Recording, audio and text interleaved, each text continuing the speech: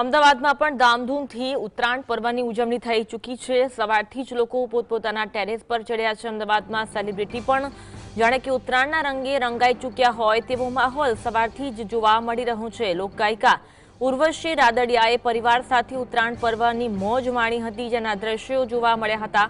ઉર્વશી રાદડિયાએ મિત્રો અને પરિવાર સાથે ઉત્તરાયણ પર્વનું સેલિબ્રેશન કર્યું હતું, રંગેચંગે ઉજવણી કરી હતી। અમદાવાદમાં સામાન્ય જનતા હોય, સેલિબ્રિટી હોય, સવારથી ઉત્તરાયણ પર્વના રંગે જાણે કે રંગાઈ ચૂકી છે। સવારથી જ આકાશમાં રંગબેરંગી પતંગો ઉડી રહ્યા છે। આ અંગે વધુ વાત કરીશું, સંવાદદાતા ધવલ અમારી સાથે લાઈવ જોડાયા છે। ધવલ, અમદાવાદમાં સેલિબ્રિટી પણ સવારથી ધાબે ચડી ચૂક્યા છે અને ઉત્તરાયણ પર્વની ઉજવણી કરી રહ્યા છે, પરિવાર સાથે આ પર્વને રંગેચંગે ઉજવી રહ્યા છે, કેવો માહોલ છે?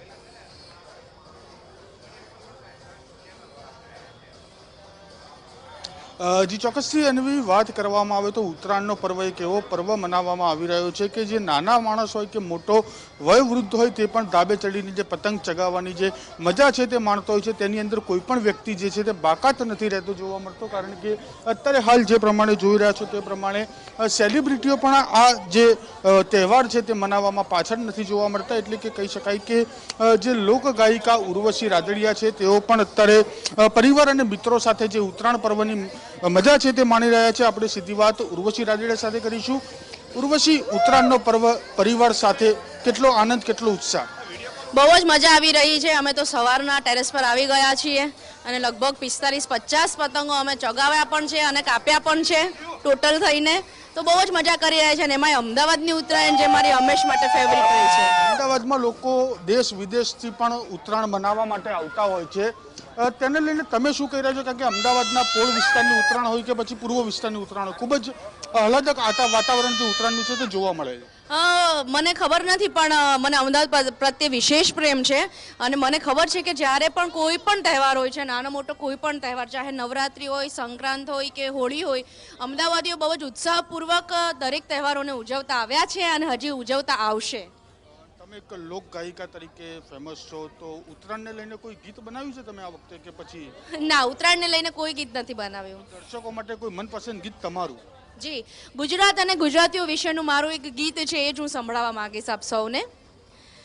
દિલદા તારી, દિલદા તારી, દિલદા તારી આંખ કટારી, મીઠડું ને મધમાતું, પર્વત ઊંચા નાજુક નદીઓ છે, દરિયા દિલવાળું,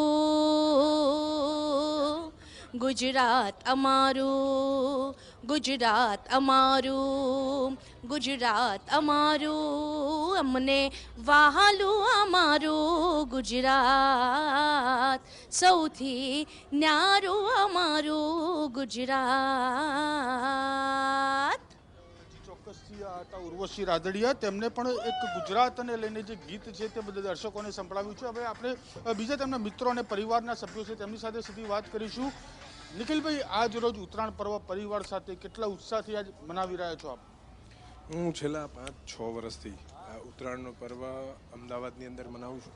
અમદાવાદ જેવી ઉત્તરાયણ કોઈ જગ્યાએ નથી થતી, એટલે સ્પેશિયલ અમદાવાદમાં ઉત્તરાયણ મનાવવા માટે હું આવ્યો છું। ઉર્વશીનું એમનું પોતાનું ઘર અમદાવાદ છે, એટલે આજે અમદાવાદ ઉત્તરાયણનો પર્વ મનાવવા માટે આવ્યો છું। ખૂબ ઉત્તરાયણનો પર્વ અમદાવાદની અંદર ખૂબ સારી રીતે અને ખૂબ આનંદ ઉત્સાહથી લોકો મનાવી રહ્યા છે। કેટલા પતંગ ચગાવ્યા સવારથી, કેટલા કાપ્યા?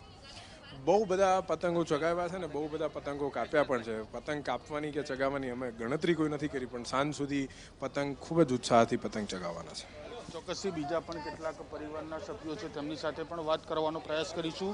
તો મિત્ર, આપ અમદાવાદથી જ છો કે ક્યાંય બહારથી આવ્યા છો અને ઉત્તરાયણ પર્વની ઉજવણી છે તે તમે કરી રહ્યા છો, કેટલા ઉત્સાહથી અમદાવાદમાં ઉત્તરાયણ મનાવી રહ્યા છો? અમે આમ તો સૌરાષ્ટ્રમાં રહીએ છીએ, ગીગાસણ ગામ છે મારું, ત્યાંથી ખાસ કરીને અમે ઉત્તરાયણ મનાવવા માટે દર વર્ષે અમદાવાદ આવીએ છીએ અને પછી અમદાવાદમાં ઉત્તરાયણ જોઈને સ્થાનિક અહીંયા જ થઈ ગયા છીએ।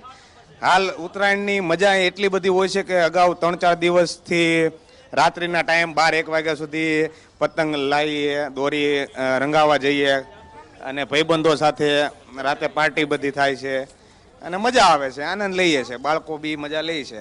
બોલો ભારત માતા કી! એની વાત કરવામાં આવે તો સેલિબ્રિટીથી લઈને જે પરિવારના સભ્યો છે તે તમામ લોકો જે ઉત્તરાયણ પર્વની ઉજવણી છે તે ધામધૂમપૂર્વક કરતા અત્યારે હાલ અમદાવાદમાં જોવા મળી રહ્યા છે. જી આભાર ધવલ, જોડાવા માટે. આ દ્રશ્ય